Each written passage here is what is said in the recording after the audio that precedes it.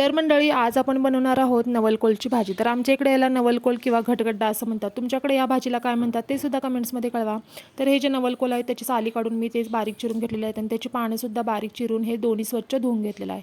गॅसवरती कढई ठेवलेली आहे। कढईमध्ये 3 ते 4 चमचे तेल टाकलेलं आहे। तेल तापलं की अर्धा चमचा मोहरी, अर्धा चमचा जिरं, त्याच्यामध्ये बारीक चिरलेला कांदा टाकायचा आहे आणि कांदा मीठ टाकून चांगला भाजून घ्यायचा आहे। कांदा भाजला की त्याच्यामध्ये कढीपत्ता सुद्धा टाकलेला आहे मी आणि एक टोमॅटो बारीक चिरून टाकलेला आहे। हे व्यवस्थित भाजले की त्याच्यामध्ये अर्धा चमचा हळद आणि आवडीप्रमाणे लाल तिखट टाकून फोडणी व्यवस्थित परतून घ्यायची आहे। फोडणी व्यवस्थित परतून झाली की बारीक चिरून स्वच्छ धुवून घेतलेला नवलकोल याच्यात टाकून हे व्यवस्थित परतून घ्यायचं आहे आणि ह्याच्यावरती झाकण ठेवून त्या झाकणावरती मी 1-2 मिनिटं पाणी गरम करण्यासाठी ठेवून दिलेलं होतं।